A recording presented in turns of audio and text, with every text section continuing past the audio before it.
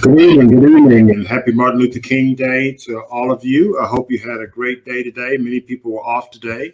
And of course, I hope you had a wonderful weekend. And as usual, we have a great show tonight. This topic was stimulated by a lot of things. I'm getting a lot of questions from my patients and people who are not my patients about the new vaccine that's out.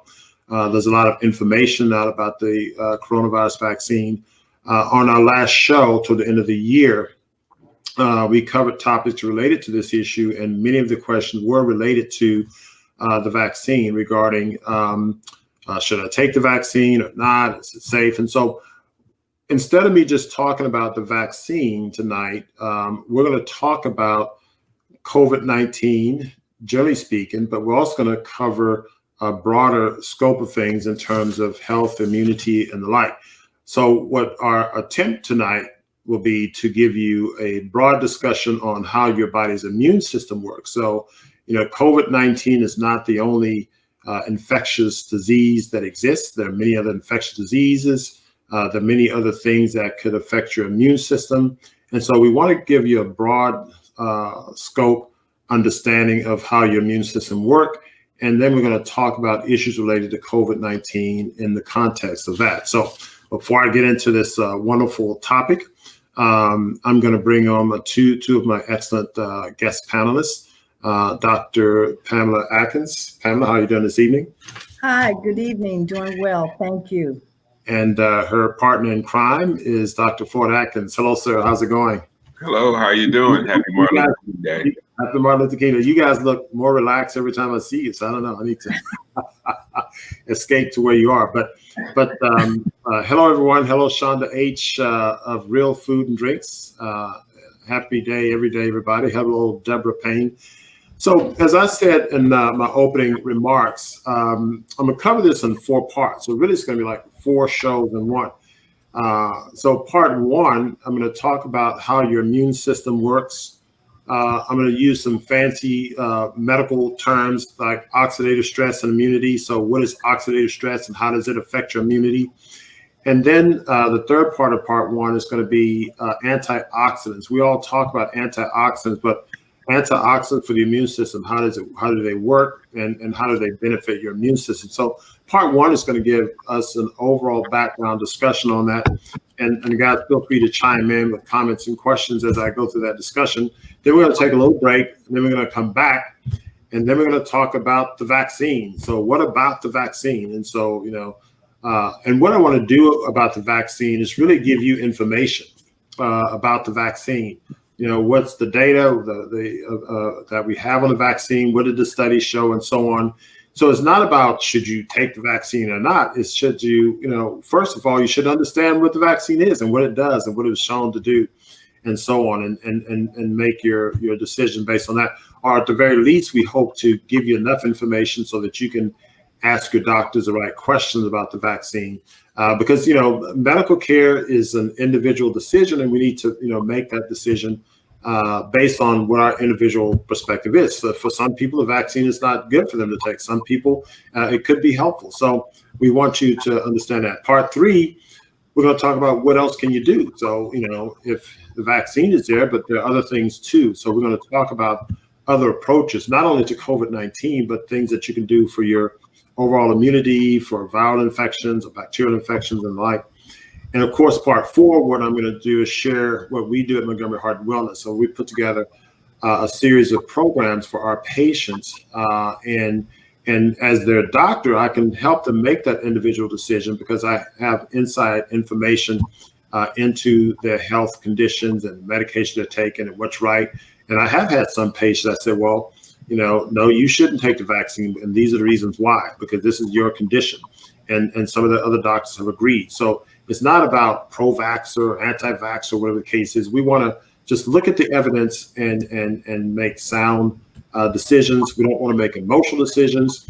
So what I hope to do is share with everyone tonight a good insight about your body's immune system, COVID-19, vaccine, other treatments, and the like. So without further ado, I'm going to go and share our wonderful slides here.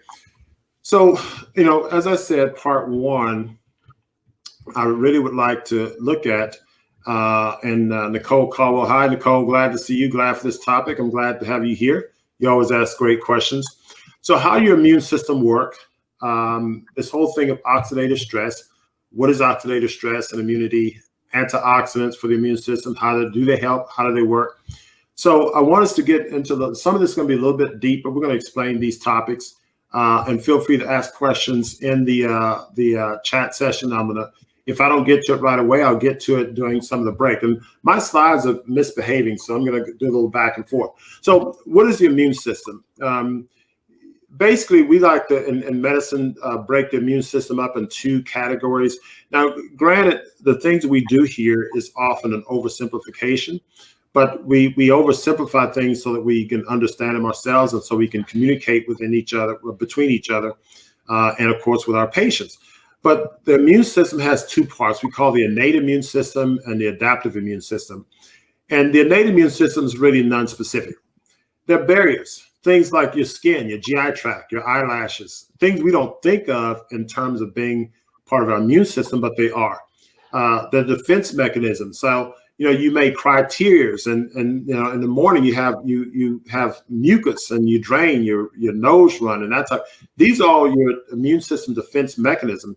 You get sinus congestion, or bugs get into your sinuses, and you secrete mucus and you push those things out. So this is part of your innate first line of defense against foreign invaders, if you will. There's a general immune system, inflammation, the complement system. And these are little biochemical reactions that take place that has non-specific things. You have certain cells, we call them leukocytes, and they can go and kill bacteria. They do it in a non-specific way because they don't necessarily identify exactly what it is, but they can kill something that they say, hey, this doesn't belong here, so they kill it.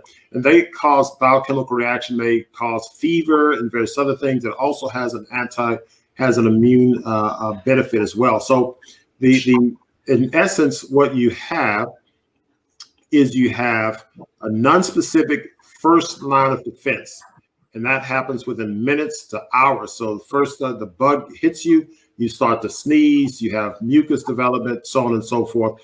And so you have these things that come into play. So that's what you do. But then there's a handing off of the baton. And so while the first line of defense is active, to some extent it communicates with an adaptive immune system.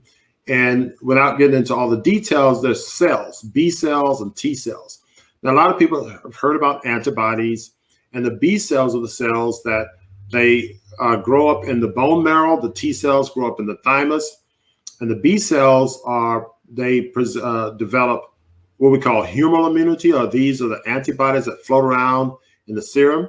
And so they can neutralize or stabilize a foreign invader, a bacteria, a virus.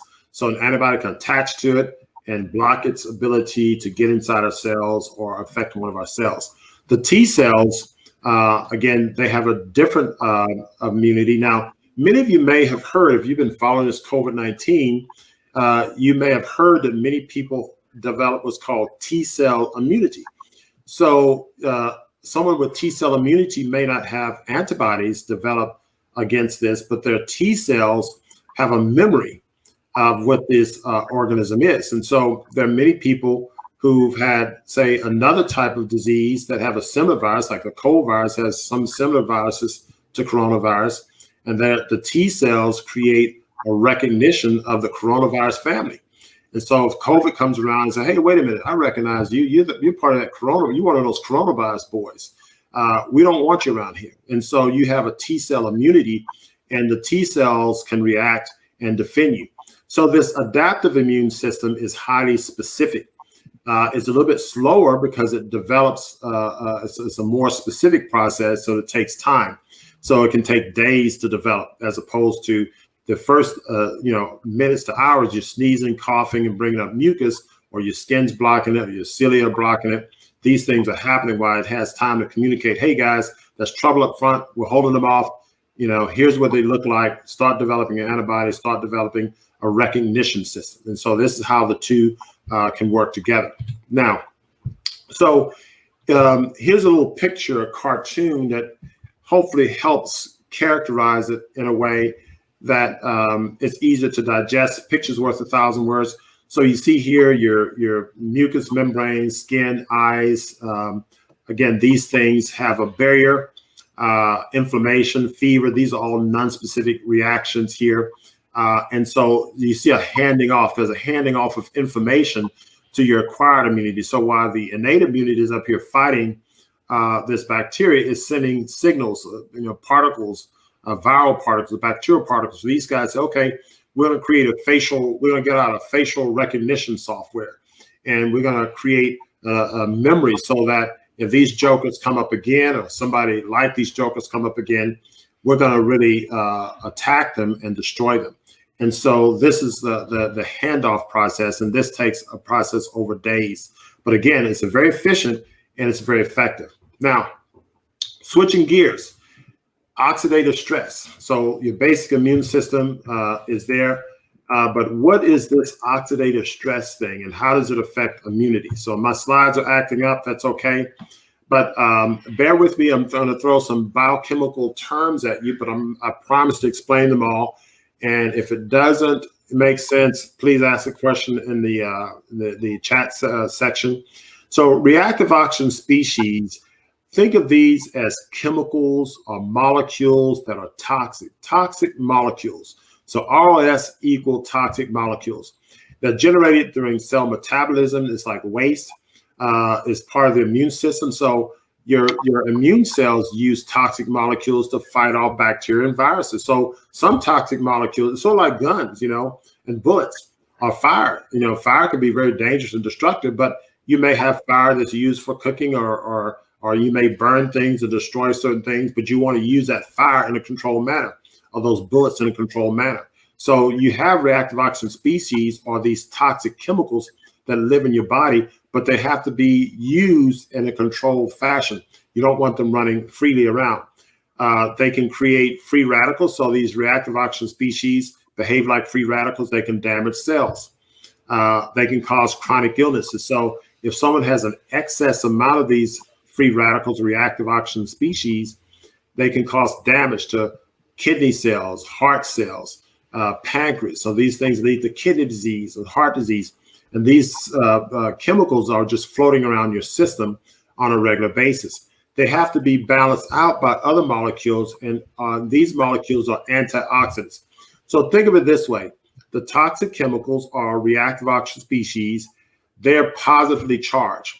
In other words, they lack what we call an electron, as a negative charge. Antioxidants are electron donors. So if you got a positive charged molecule that's unstable and is floating around and causing damage, you can then get an electron donated from an antioxidant, and it stabilizes that free radical, it stabilizes that molecule. So it doesn't float around causing damage. And if it does cause damage, it causes heart disease, diabetes, and inflammation.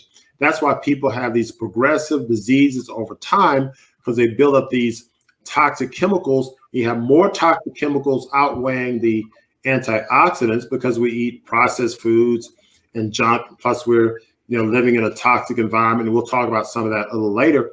But this constantly feeding these reactive oxygen species, but we're not taking in enough things to actually neutralize that and stabilize it. So antioxidants are found in what? Fruits and vegetables. And guess what? So I guess you would, many of you who know who I am, figure I'm going to come up with that line. So there's a balance that we're dealing with, or an imbalance.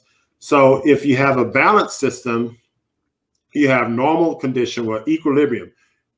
Reactive oxygen species balance out with antioxidants. But if you're sick, people with chronic illnesses, with diabetes and heart disease, they have an overbalance of reactive oxygen species and lack of antioxidants. And so that's why when we put you on a detox, we load you with antioxidants to try to bring this in balance. And part of that healing process that people go through when they go through a nutritional cleanse or detox, when they're feeling better, the blood pressure goes down, the heart beats stronger, the kidneys work better. All you're doing here is balancing this out, and you become more balanced. And we're going to talk about how this balancing process can benefit your immune system as well.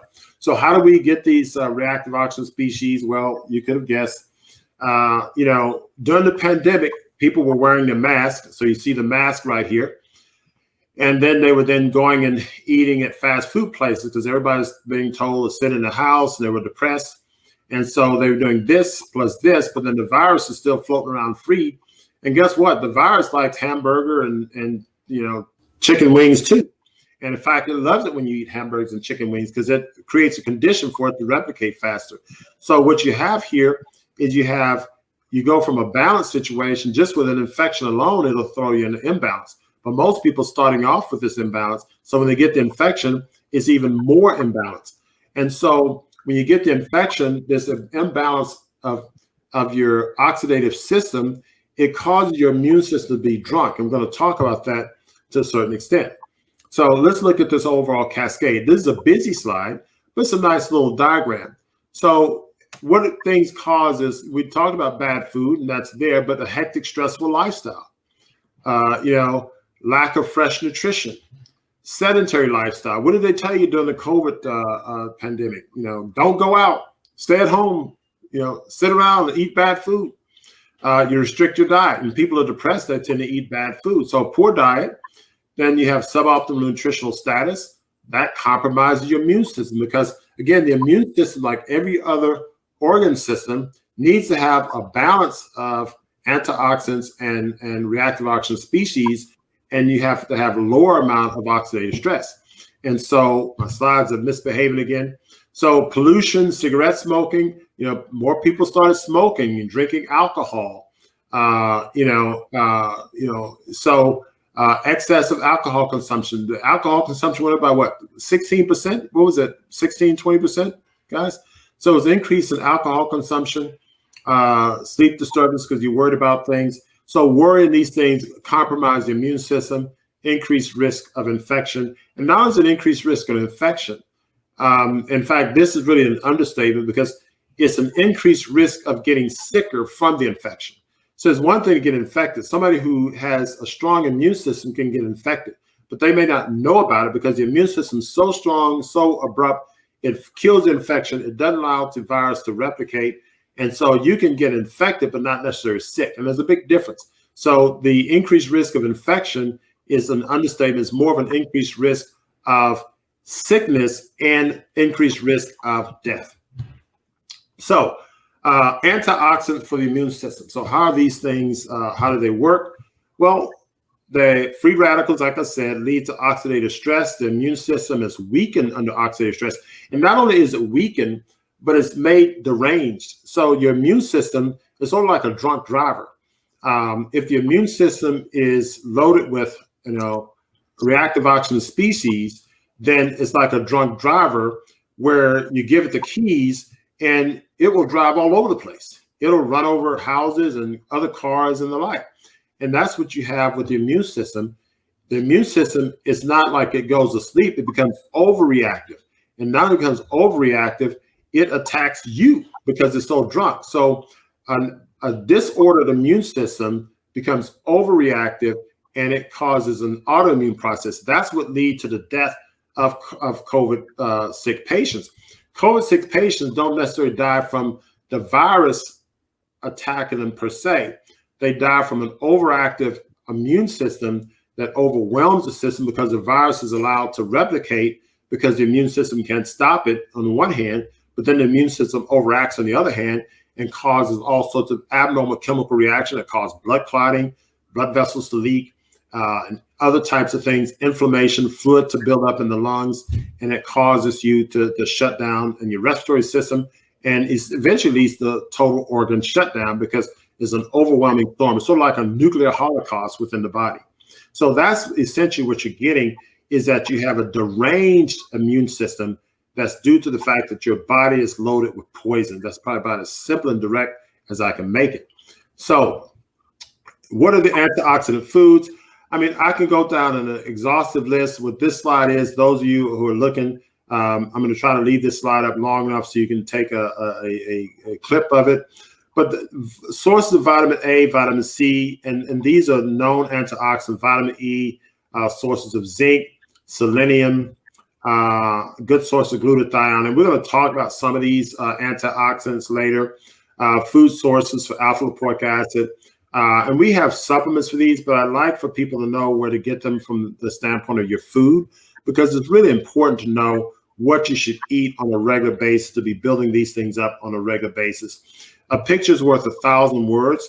And what I want to describe with these pictures is the fact that your food should be brilliantly colored. There should be bright and brilliantly colored throughout. And so that's an important aspect of the food that you eat.